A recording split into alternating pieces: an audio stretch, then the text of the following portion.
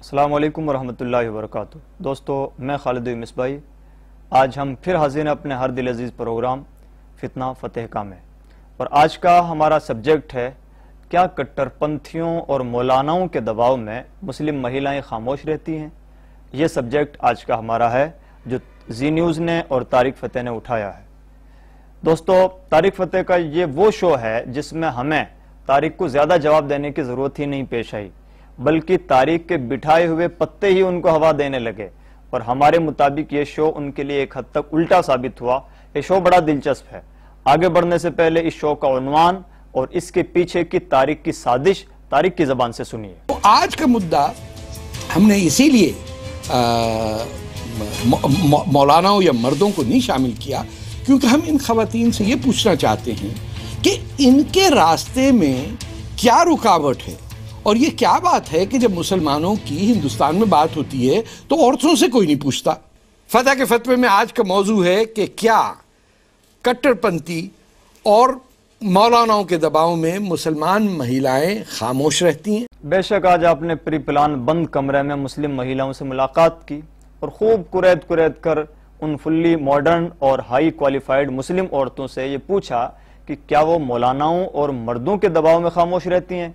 लेकिन आपकी pre plan बिठाई हुई लेडीज के जरिए भी जवाब क्या मिला, सुनिए इस क्लिप। फाइट तो करना पड़ा है, फाइट तो करना पड़ता है लेडीज को। बहुत सारी ऐसी जगह जहाँ प्रॉब्लम्स आती हैं, जहाँ पे लोगों को जो बढ़ना चाहती हैं उनको रोका जाता है। आपको कभी किसी ने रोका? आपके फादर ने या हस्बैंड ने कहा कि ये क्या कर रही है, तुम बिजनेस कर रही हो? नहीं, मेरे फादर ने मुझे कभी नहीं रोका, मेरी मदर ने जरूर रोका। तो पेट्रियार्की इसका मतलब है कि खवातीन में भी होती, औरतें भी करती हैं। प्रोफेसर साहब, औरतें ही ज्यादा करती, औरतें ज्यादा करती, औरतें ही औरतों को ज्यादा रोकती हैं। प्रोफेसर साहब, आप तो यूनिवर्सिटी में, अलीगढ़ मुस्लिम यूनिवर्सिटी में All India Muslim Women's Personal Law Board में हैं जी। सहमत हैं आप इससे कि औरतें भी ज्यादती कर रही हैं? नहीं, देखिए, हर चीज का अपना लेवल होता है। अगर जहाँ मर्दों को लगता है तो वहाँ वो औरतों पे रूल ओवर होना चाहते हैं जी। और जहाँ औरतें ऊपर होती हैं वहाँ औरतें भी मतलब दूसरे को सप्रेस करना चाहती हैं। लेकिन तो एक बात देखा जाए, लेकिन अगर एक बात देखा जाए तो मुझे लगता है कि शायद औरत ही ज्यादा औरत की दुश्मन बनती जा रही है। तो अभी यूनिवर्सिटी में ही है, लॉ पढ़ रही है दिल्ली यूनिवर्सिटी में। Do you can you resonate with this? कि आपके ज़हन में आता है कि ये बातें सही हैं? ये बहुत लड़कियों की फैमिलीज हैं जो उन्हें नहीं बढ़ने देती हैं। क्या कहती हैं, शादी कर लो जल्दी? वो कहती हैं शादी कर लीजिए। इवन मेरे रिश्तेदार हैं बहुत जो कहते हैं कि लड़की इतनी बड़ी हो गई, आपने अभी तक शादी नहीं की। फिर मुस्लिम महिलाएं जो हैं, इनको बेड़ियों में किसने रखा है? किसी सोच ने रखा, एक ग्रुप ऑफ लोगों ने रखा है, या किसकी साजिश है? क्योंकि मुसलमान औरतें यानी हिजाज के ज़माने में उस वक्त तो जंगों पे भी गई हैं, जंगों पे गई हैं, हदीस लिखी है। हाँ, और एज अ नर्स काम किया है, एज अ गाइड तो काम किया है। ये सब नहीं, बदला कुछ नहीं है, वही सब चीज है, लेकिन लोग बदल गए हैं, सोच बदल गई है, सोच बदल। तारिक साहब, आपको तो बड़ी नफरत है, लेकिन उर्दू जुबान का एक मुहावरा सुन लीजिए। उर्दू में कहा जाता है कि जादू वो जो सर चढ़ के बोले। मुस्लिम महिलाओं पर किसका दबाव है ये तो बाद की बात है, पहले ये तो तय हो जाए कि मुस्लिम महिलाओं पर कोई दबाव भी है। आपके इस वीडियो में तो यह साबित हुआ कि मुस्लिम महिलाएं हर मोड़ पर जायज तरीकों से मर्दों के शाना बशाना खड़ी हैं, चाहे किताबें लिखने की बात हो या मेडिकल साइंस की बात हो। फिर भी अगर मुस्लिम महिलाएं बैकवर्ड हैं तो इसमें किसी का दबाव कैसा? ये अपनी अपनी एबिलिटी की बात है। आप जैसे कट्टरपंथियों ने मुस्लिम महिलाओं को पढ़ने ही कब दिया है कि वो खुलकर अपनी सलाहियतों का मुजाहरा करती हैं? आप तो अपने चैनल के थ्रू ये शो करते हैं कि मुस्लिम महिलाएं फुल्ली अनएजुकेटेड हैं। ओनली 2.5% एजुकेशन मुस्लिम महिलाओं के अंदर पाया जाता है। और मुस्लिम महिलाओं को बदनाम करने वाले ऐसे शो करने और दुनिया भर में ढंढोरा पीटने के बाद कभी आप ये काम भी करेंगे कि कोई शो ऐसा भी करें जिसमें मुस्लिम महिलाओं के इन प्रॉब्लम्स का सोल्यूशन तलाश किया जाए? आपकी खुद की अपनी बिठाई हुई चेलियों द्वारा आपकी किस तरह से किरकिरी हुई, इस वीडियो में देखने के लायक है। औरतों के दुश्मन ये क्या मौलवी हुए या वो लोग जो शरिया नाफिज करना चाहते हैं? ये एक बहुत बड़ा षड्यंत्र है कंट्रोल, क्योंकि कंट्रोल की इच्छा सभी को है। ये इंजेक्शन हम सबको लग चुका है। मुस्लिम औरतों के लिए ये हर औरत के लिए है, सोसाइटी, हर कम्युनिटी में, सोसाइटी है, ये अमेरिका में है, एवरीवेयर है। जो बच्ची हमारी मुसलमान इंडिया में सानिया है, उस पे जो इल्जामात लगे हैं हमने तो बहुत देखे। मजहब क्या है? मजहब तो इंसान के अपने लिए होता है ना, एक यकीन है। तो आप कैसे किसी को खारिज कर देंगे? अगर आप मुस्लिम नहीं हो या आप हिंदू नहीं हो या फिर ज्यू नहीं हो या क्रिश्चियन नहीं है, इसी के करने से क्या होता है? नाम बदल तो खुदा ने सानिया मिर्जा को सानिया मिर्जा ही रखा है। हर धर्म में दकियानूसी चीजें लिखी हुई हैं। हर धर्म को बहुत ज्यादा बदलाव की जरूरत है। कुछ धर्म ज्यादा चतुर है, कुछ धर्म बहुत ज्यादा मूर्ख है। कुछ धर्म चतुर है, वो चादर डाल देते हैं, कुछ धर्म जरा मूर्ख है, वो भड़कीले रूप से कह दो। दोस्तों, हमने इस वीडियो में खूब देखा कि तारिक ने खूब चाहा कि अपनी जबान अपनी चेलियों के मुंह में डालकर ये कहलवा सकें कि मुस्लिम महिलाएं मौलाना लोगों के दबाव में खामोश रहती हैं, लेकिन ऐसा ना हो सका। बल्कि जाते जाते इस्लाम पर हमले की कोशिश को एक नास्तिक खातून ने यह कहकर बिल्कुल ही नाकाम कर दिया कि हर धर्म में बदलाव की जरूरत है और हर धर्म दिक्यानुसी है, कौन सा धर्म सच्चा है और धर्म की क्या जरूरत है। इसको नकारने वाले देहरियों के लिए इतना ही बहुत है कि बंदर क्या जाने अदरक का सवाद। तारिक, आपने ये भी पूछा कि क्या 4 शादियां बंद नहीं होनी चाहिए, जवाब क्या मिला इस क्लिप में देखिए। उन्हें इस बात की नॉलेज नहीं कि 4 शादियां किस केस में आप डिफेंड कर रही हैं, किस केस में होती हैं। So that are you saying? उन्हें गलत फहमी है कि मैं अपनी बहनों से एक सवाल पूछना एंटरटेनमेंट के लिए नहीं की जाती। नहीं, 4 शादियां 4 शादियां एंटरटेनमेंट के लिए नहीं की जाती, औरत को पनाह देने के लिए। सुनिए मेरी बात सुनिए, सुनिए आप औरत को पूरी बात करने दीजिए।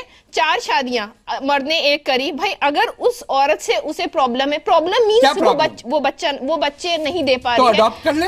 एडॉप्ट सुनिए, तो एडॉप्ट से उसकी नस्ल नहीं बढ़ेगी। हाय, नस्ल कहां से आ गई? नस्ल बहुत जरूरी होती है। इस्लामी नस्ल कहां से आ गई? अब पूरी बात करनी दीजिए आप, नहीं पूरी बात करनी। चलिए बच्चे की आप बात छोड़िए, बच्चे भी हैं, लेकिन कोई उससे बड़ी उम्र की औरत है जिससे सहारे की जरूरत है। ऐसा नहीं कि हर औरत, देखिए हर औरत इंडिपेंडेंट नहीं है। देखिए रुक जाइए, अगर आप दूसरी शादी कर रहे हैं, दूसरी शादी कर रहे हैं, तो जो आपकी दूसरी बीवी हो वो पहले से कमतर हो। अरे कैसी बात कर रही हो बीबी? मर्दों को अरे आपने डरा दिया। नहीं डराया नहीं, आप बताइए क्या कह रही थी आप? जो बिना शादी के सहारा देते हैं, तो जो समाज होता है वही उसके लिए मतलब खड़ा हो जाता है कि आप बिना शादी के कैसे इसके साथ सोसाइटी एक्सेप्ट नहीं करने के लिए शादी करने की एक बात आपने तो पोलिगमी को सपोर्ट कर दिया। आप तो ऑल इंडिया सपोर्ट नहीं कर रहे हैं। देखिए सपोर्ट नहीं कर रहे हैं, हम आपको कंडीशन बता रहे हैं, कि in which condition it is allowed. मैं कहता हूं डिसअलाउड होना चाहिए। देखिए डिसअलाउड वो बात अलग, अब होनी चाहिए ये चीज इम्प्लीमेंट कब होगी? हो जाना चाहिए। लेट मी से ये चीज कब मिसअंडरस्टैंडिंग ना हो।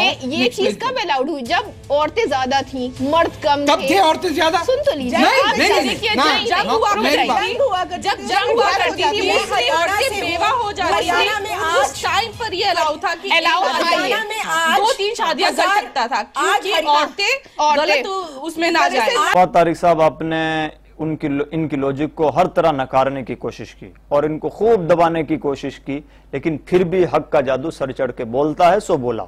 वैसे भी जब जब आपके मतलब के खिलाफ कोई बात किसी के मुंह से निकलती है तो आपका रिएक्शन यही होता है, लेकिन कमाल यह है कि यहां आपको दबे लफ्जों में यह कबूल करना पड़ा कि सच्चा आखिर मौलाना लोगों के साथ ही है।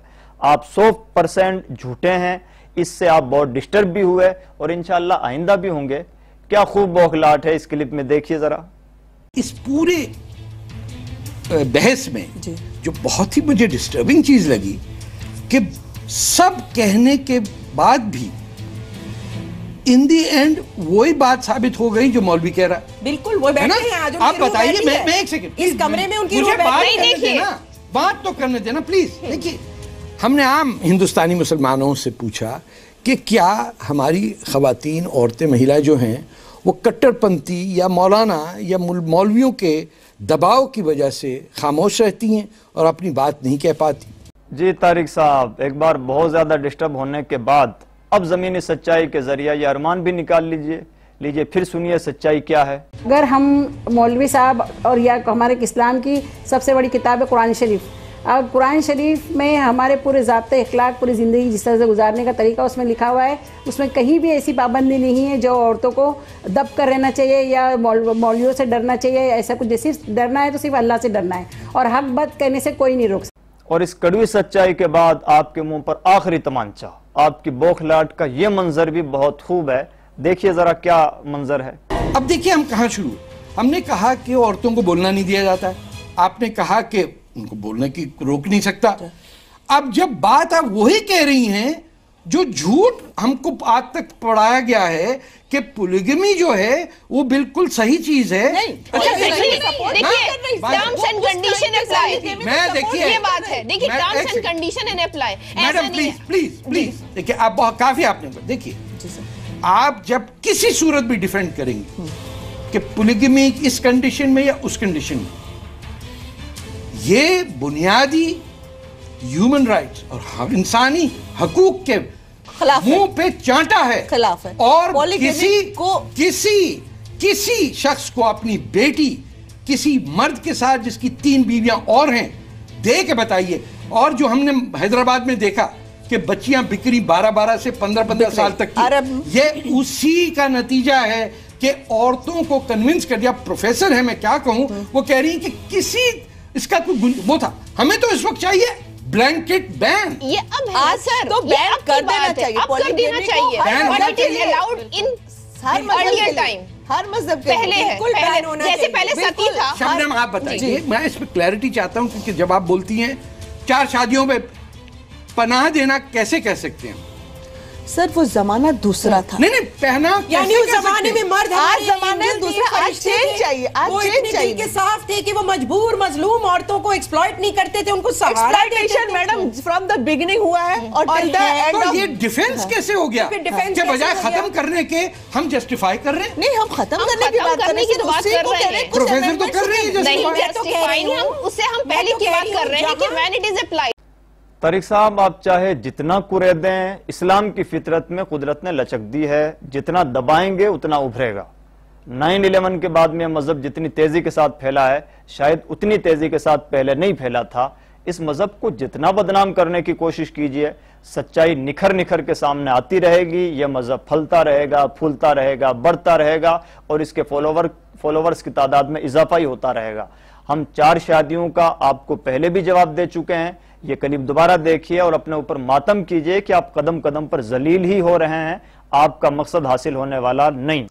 तारिक साहब, आप बूढ़े हो गए हैं, 2 साल में 2019 में आप 70 साल के होने जा रहे हैं। कम से कम अब तो झूठ बोलना छोड़ें। क्यों इस कदर झूठ बोलते हैं? क्यों बरसरे आम टेलीविजन पर आकर पूरी दुनिया के सामने बड़े ढंढोरेपन के साथ आप झूठ बोलते हैं, जबकि आपके पास ना कोई रिकॉर्ड है, ना कोई दलील है, ना कोई प्रूफ है? आपने बड़े धड़ल्ले से यूं कह दिया कि मुसलमान 4-4 शादियां करने पर तुले रहते हैं। क्या आपके पास कोई आंकड़ा है? क्या आपके पास कोई रिकॉर्ड है जिसकी बुनियाद पर आप ये बातें बोल रहे हैं? क्या आप हमें कोई आंकड़ा दिखा सकते हैं कि कितनी तादाद हिंदुस्तान में डबल शादियां करने वाले मुसलमानों की हैं? तारिक साहब, बात यह है कि 4 शादियों का मजहब इस्लाम में ऑप्शन है, ऑर्डर नहीं है।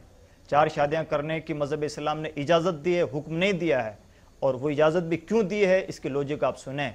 आपके दिल में किसी का दर्द पाया जाता है या नहीं पाया जाता, ये आप जाने, लेकिन अगर जर्रा बराबर भी किसी के दिल में अल्लाह की मखलूक का दर्द पाया जाता है, हमदर्दी पाई जाती है, तो इंसानियत पाई जाती है, तो वो ये सोचेगा और ये सोचने पे मजबूर होगा कि मज़हब इस्लाम ने जो बात कही है वो 100% सच है। मैं आपको ये जो बात कह रहा हूँ यूं ही नहीं कह रहा हूँ, हम और आप सब जानते हैं और देखते हैं कि आए दिन आर्मी में हमारे बहुत सारे लोग शहीद होते रहते हैं। एक्सीडेंट, रोड हादसों में अक्सर जो एक्सीडेंट होते हैं उनमें आप देखेंगे कि बड़ी तादाद मर्दों की होती है, औरतों की तादाद कम हुआ करती है। तो इस तरह से मर्दों के मरने की तादाद ज़्यादा होती है और औरतों की मौत की तादाद मर्दों के मुकाबले में कम है। तो अब क्या होता है कि आर्मी के जो लोग शहीद हो गए या एक्सीडेंट में जिन लोगों की मौत हो गई, उनकी जो बीवियां हैं, क्या उनकी बीवियां ज़िंदगी भर इस बात पर कि उनके शौहर का इंतकाल हो गया अपने मरे हुए शौहर का शोक मनाते हुए गुजारेंगी? क्या उनका कोई पुरसान हाल नहीं होगा? अगर 18 साल 20 साल 25 साल की उम्र में एक औरत के शौहर का इंतकाल हो गया, एक्सीडेंट हो गया, या आर्मी का वो पार्ट था वो कहीं शहीद कर दिया गया, तो क्या वो अपने 70 साल की ज़िंदगी अपने मर चुके शौहर के शोक में गुजारेगी? इंसानियत का क्या तकाजा है? यूएनए की रिपोर्ट के मुताबिक अगर हम बात करें तो 23 जून 2011 से यूएनओ एक दिन मना रहा है, अंतर्राष्ट्रीय विधवा दिवस। और ये जो दिन मनाया जा रहा है उसी दिन की मुनासबत से उसने एक रिपोर्ट शाये की थी और ये बतलाया था कि दुनिया में 25 करोड़ औरतें वो हैं जो विधवा हैं, और उन 25 करोड़ औरतों में से भी 50% औरतें वो हैं जो इस तरह से अपनी जिंदगी गुजार रही हैं कि उनके पास 2 वक्त की रोटी का भी इंतजाम नहीं है। अगर हम मान लें कि उन 25 करोड़ औरतों में से 12.5 करोड़ औरतें ऐसी होंगी जिनके साथ उनके बच्चे भी होंगे, तो अब ये जो रेशियो है डायरेक्ट बहुत ज्यादा बढ़ जाता है। 25 करोड़ तक बात नहीं रहती, 25 करोड़ से बात बहुत आगे बढ़ जाती है। और अगर सिर्फ 25 करोड़ की बात रहे तब भी 25 करोड़ औरतें अगर भुखमरी का शिकार हैं या बगैर शौहर की जिंदगी गुजार रही हैं या उनके शौहर का इंतकाल हो चुका है, तो क्या वो पूरी जिंदगी अपने शौहर के सोग में गुजारती रहेंगी? अब अगर उन औरतों को कोई अपना लेता है, उनके बच्चों को कोई बाप मिल जाता है, तो उसमें बुरा क्या है? क्या इंसानियत का तकाजा नहीं?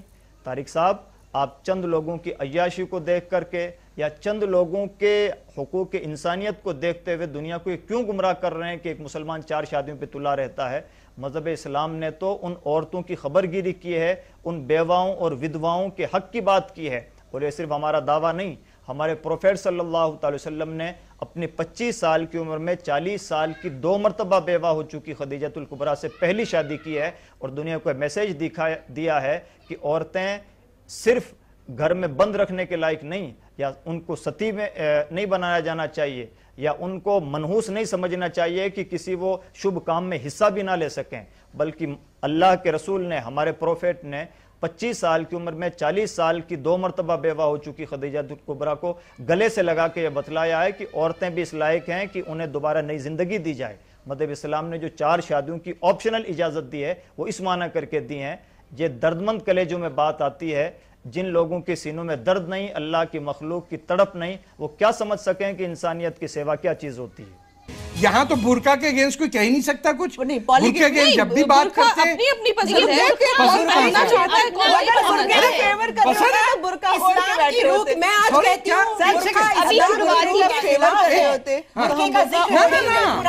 मेरा बात ये कहना ये है कि हम कब निकल के बोलेंगे कि ये चेहरे पे कालक लगाना वो ही है, वैसे ही है जैसे बुर्का होता है कि आपको पता ही नहीं कि मर्द है कि औरत है, शबाना है कि सलमा है, पता ही नहीं किसी का। नहीं, औरत गलीज है इसलिए उसको ढक के उसको छुपा के रख दो। ये लग रहा है फोटो ऐसा है औरत को गलीज बना दिया गया है कि अनर्थ हो जाएगा, वो बहुत बड़ी अनर्थ हो जाएगा। It signifies that she is a woman और अ गर्ल, तो डिफरेंशिएटिंग फ्रॉम मेन। ये बताइए आप इसको अभी तक जस्टिफाई करे जा रही हैं? नहीं, जस्टिफाई नहीं कर रही। क्या कह रही है? तो अब बड़ा लफ्जों में कंडेम करने की जरूरत, की जुर्रत कैसे हुई, इनकी हिम्मत कैसे हुई? अगर इस्लाम की रूह के खिलाफ अगर कंडेम किया जाएंगे तो औरत फिर क्या आजादी का पैगाम? इस्लाम ने जब स्लेव्स को आजाद कर दिया तो क्या औरतों को बुरखों में कैद करने के लिए आया था इस्लाम? देखिए, कैद नहीं किया जा रहा, बुरखे की बुरखे के अंदर रहकर आजादी कैसे शुरू में ही कहा था कि ढका हुआ होना चाहिए। क्यों ढका हुआ होना चाहिए? उसकी चॉइस है। अब आप ये बताइए, औरतों में क्या हम भी ऐसे कपड़े पहने बैठे हैं, अगर हम इसे कम पहन लेते तो क्या हो जाता? तो क्या हो जाता? ये हमारी चॉइस है ना, क्या हो जाता? ये हमारी चॉइस है, ये हमारा एक रेस्पेक्ट है बड़े के लिए, ये हमारा एक रेस्पेक्ट है बड़े के लिए। This is what Islam is teaching. ये सिर्फ इसका इस्लाम रेस्पेक्ट है ना दूसरे के लिए, या यहूदियत से क्या? तो यानी मुंह छुपा के रिस्पेक्ट होगा औरतों का। देखिए, मुंह नहीं छुपाने। किस तरह अंदर का शैतान बाहर आता है और किस तरह जहनों की गंदगी छन छन करके सामने आती है, वीडियो में हमने खूब नजारा देखा है। बजाय इसके कि तर्कों के आधार पर किसी लॉजिक का जवाब दिया जाए, दबाव बनाने की कोशिश। हर दौर के फिरौन और नमरूद का यही तरीका रहा है। वाह जी वाह, बड़ी गजब डिबेट है। बात बात पर बेचारे तारिक को मुंह की खानी पड़ रही है, लेकिन जिल्लत की आदत जो पड़ चुकी है तो इज्जत से बैठने ही नहीं देती, करें तो क्या करें। अलीगढ़ मुस्लिम यूनिवर्सिटी के एक प्रोफेसर खातून ने बुरके को औरत की अपनी पसंद कह दिया और उसका जरा लॉजिकली डिफेंस कर दिया तो तारिक एंड पार्टी की बौखलाहट देखने से ताल्लुक रखती थी। आजादी के अलम बरदार तारिक फतेह एंड पार्टी बुरके के नाम पर जो बौखलाहट दिखा रही है, काश इतनी बौखलाहट किसी गरीब औरत का तंग लिबास देखकर ये दिखाती तो शायद आज तारिक फतेह कदम कदम पर जलील ना हो रहे होते और किसी दलाल के रूप में उनका इंट्रोडक्शन ना हो रहा होता, बल्कि गरीबों के मसीहा बन चुके होते।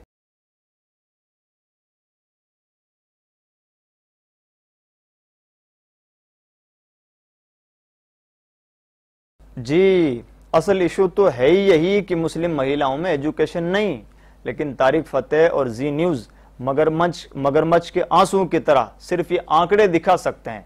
मुस्लिम महिलाओं को यह प्रॉब्लम कैसे इसका सोल्यूशन कैसे निकले, इस सिलसिले में जमीन पर उतर कर काम करना तो दूर की बात है, संजीदगी के साथ इस पर कभी डिबेट भी नहीं करेंगे, क्योंकि इससे बहुत ज्यादा टीआरपी बढ़ने की उम्मीद नहीं। इसीलिए कहा जाता है कि हाथी के दांत दिखाने के और होते हैं और खाने के और। जी न्यूज को भी अच्छी तरह से लोग जान चुके हैं और तारिक फतेह को भी जान चुके हैं। इनके यहाँ सोल्यूशन की बात नहीं है, कीड़े निकालने की बात है, और कीड़े भी हैं नहीं, निकालने की जबरदस्ती कोशिश हो रही है। और जिन जिन लोगों की आदत होती है, जिन जिन की लत होती है, जिन जिन की ये नेगेटिव साइकोलॉजी होती है, उन्हें हर मोड़ पर समाज में जलील होना पड़ा है और यही हशर इनका भी होना है।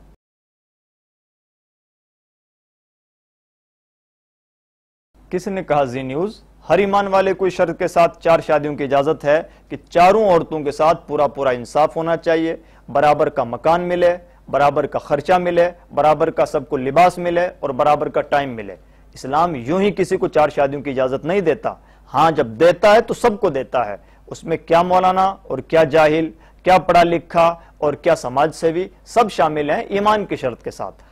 बल्कि आपके मुताबिक तो मैं बात कहना चाहूंगा कि अगर इशू यही है और यह सुविधा सिर्फ मौलाना लोगों के लिए है, तब तो आपको हर शो सिर्फ मौलानाओं पर एतराज के लिए करना चाहिए था, जबकि आपका चैनल तो बाय टारगेट पूरे इस्लाम के खिलाफ भोंकता है।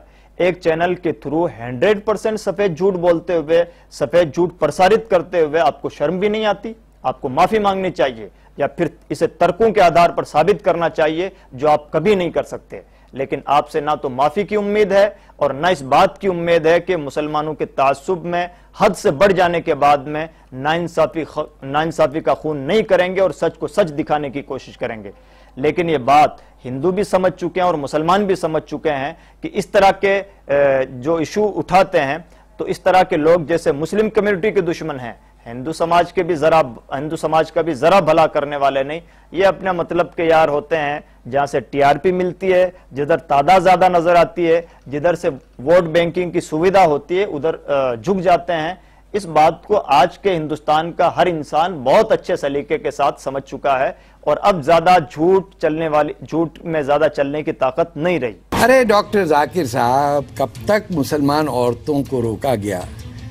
रसूलुल्लाह के डेथ के बाद बीबी फातिमा कैसे रोका गया, इसका भी हमें पता है।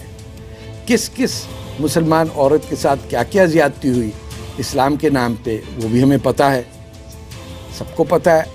आपकी भी बेटियां हैं, मेरी भी बहनें हैं, सबकी वालदा हैं। जो जो जुल्म इस्लाम के नाम पे औरतों के साथ हो चुका है पिछले 1000 साल में, इससे बेहतर है कि आप और हम खामोश रहें। जो थोड़ी बात बहस हो जाती है उसमें ये दुआ करिए कि आपकी कुव्वत कम हो और आपकी बेटी की कुव्वत आपसे ज्यादा। जी तारिक साहब, आज 1000 साल बाद आप औरतों के पहले खैर खा पैदा हुए हैं, इसलिए ख्वाहिश है कि मर्दों की ताकत कम हो और औरतों की ताकत बढ़े। लेकिन फतेह साहब, अगर आइंदा 1000 साल बाद फिर कोई दूसरा तारिक फतेह पैदा हो गया और उसने ये कह दिया कि औरतों की ताकत कम होनी चाहिए और मर्दों की ताकत ज्यादा होनी चाहिए, तो फिर क्या होगा? क्या दुनिया आप जैसे बहरूपियों के लिए इसी तरह तमाशा बनती रहेगी? क्यों नेचर की तरफ एक बार में नहीं आ जाते, जहां पैदा करने वाले ने सबको उनकी अपनी अपनी सलाहियतों से नवाजा है, अलग अलग ताकतों से नवाजा है। तारिक साहब, मुस्लिम महिलाएं धोखे में हों तो हों, लेकिन सच्चाई यही है कि औरतों के साथ इंसाफ वो शराबी कभी नहीं कर पाएगा जो शराब के नशे में धुत होकर 65 साल की उम्र में 16 साल की लड़कियों की डिमांड करता हो। बल्कि औरतों के साथ इंसाफ करेगा तो मजहब इस्लाम करेगा, जिसके उसूलों में ये चीज शामिल है। अल्लाह का इस्लाम कहता है लहुन्ना मिस्लुल्लज़ी अलैहिन्ना, यानी मर्दों पर औरतों के हुकूक भी वैसे ही हैं जैसे औरतों पर मर्दों के हुकूक हैं। दूसरी जगह यही कुरान कहता है हुन्ना लिबासुल लकुम व अंतुम लिबासुल लहुन्ना, औरतें मर्दों का लिबास है और मर्द औरतों का लिबास है। यानी जैसे लिबास एक दूसरे के लिए पर्दा पोशी का सबब बनता है, वैसे ही मियाँ बीवी भी एक दूसरे के हक में हैं कि एक दूसरे के राज छुपाएं, एक दूसरे के खैर खा बनकर रहें। और इसी वजह से पैगंबर इस्लाम सल्लल्लाहु अलैहि वसल्लम फरमाते हैं, ऐ लोगों, औरतें बाईं पसली से पैदा हुई हैं तो उन्हें ज्यादा सीधा करने की कोशिश मत किया करो वरना टूट जाएगी। देखिए किस लॉजिकली अंदाज में अल्लाह के रसूल सल्लल्लाहु अलैहि वसल्लम ने औरत का ख्याल रखने का हुक्म दिया है। और फिर और सुने, कुरान ने जहां जहां औरतों का जिक्र किया है आप देखेंगे कि ज्यादातर जगहों पर कुरान पाक ने लफ्ज मारूफ इस्तेमाल किया है। और मारूफ अरबी जबान में छोटी से छोटी, बड़ी से बड़ी हर तरह की भलाई को बोला जाता है। कुरान की आप सूरह बकरा की आयत नंबर 228 से लेकर के आयत नंबर 241 तक उठा के देखें, कुरान ने दर्जनों मर्तबा लफ्ज मारूफ इस्तेमाल किया है। निकाह का मामला हो तो भलाई करें, औरतों को दूध पिलाने की बात हो तो भलाई करें, फैमिली लाइफ स्टाइल की बात हो तो भलाई करें, तलाक की बात हो तो भलाई करें। हर मोड़ पर औरतों के साथ भलाई करना है। तारिक साहब, 1000 साल दौर की दूसरी औरतों की बात तो बाद में कीजिएगा, पहले 70 साल का फसादी और चापलूसी वाला पूरा मुताला निचोड़ करके सिर्फ ये बतलाइए कि हज़रत फातिमा ज़हरा रज़ियल्लाहु ताला अन्हा, जिनकी जिंदगी का एक एक लम्हा महफूज है, क्या आप दिखा पाएंगे कि उनके साथ कोई ज्यादती हुई हो? आखिर उनके साथ किसने ज्यादती की, कब ज्यादती की? खुद उनके वालिद रसूलुल्लाह ने ज्यादती की, या उनके शौहर मौला अली ने ज्यादती की, या उनके बेटे हसन और हुसैन ने ज्यादती की? कब ज्यादती की, कितनी ज्यादती की, किस मौके पर ज्यादती की? आदत के मुताबिक ये 5 बातें करना छोड़िए। चोर नहीं है तो साफ साफ क्यों नहीं बोलते? चिलमन के पीछे छुपने का कोई हासिल नहीं है, या तो साफ बोलो ताकि बात साफ हो जाए कि ईरान की चापलूसी कर रहे हैं और जमीनी सच्चाई कुछ और है और हकीकत कुछ और है, और या फिर इस तरह की बातें करना बंद कीजिए। अल्लाह मर्दों को भी ऐसी तमीज नसीब हो ताकि वो अपनी बेटियों से कुछ सीख सके। थोड़े दिन मर्दों को हिजाब पहना देंगे तो ठीक हो जाएंगे सारे। तारिक साहब, जितने धड़ल्ले से तमाम मर्दों का मजाक उड़ा रहे हैं, ये बदतमीजी तो आप ही का हिस्सा है, लेकिन जनाब मर्द तो कहते ही उसे हैं जिसमें मर्दानगी हो। अब मर्दानगी छुप तो नहीं सकती, इसलिए बेहतर है कि आप अपनी मर्दानगी पर नजरसानी कर लें, वरना जो मर्द हैं अल्हम्दुलिल्लाह उन्हें इतनी तमीज है कि उन्हें अपनी जैसी किसी औरत से तमीज सीखने की जरूरत है या नहीं। हाँ, आपके अपने घर के मसाइल अलग हो सकते हैं, आपकी बेटी के मसाइल अलग हो सकते हैं, आपके अंदर एक जो फर्जी बाप छुपा हुआ हो सकता है उसके मसाइल अलग हो सकते हैं, मैं उस पर कोई डिबेट नहीं, लेकिन आप कभी ये नहीं कह सकते कि दुनिया भर के मर्द बदतमीज हैं और उन्हें किसी औरत से तमीज सीखने की जरूरत है। यह बात अब चलने वाली नहीं। अब हिंदुस्तान के मुसलमान अपने ऊपर इतनी बड़ी हिंदुस्तान के लोग अपने ऊपर इतना बड़ा ताना बर्दाश्त नहीं करेंगे कि तारिक फतेह जैसा भगोड़ा आदमी सबको बदतमीज कह के चला जाए और हर तरफ खामोशी का सन्नाटा छाया रहे।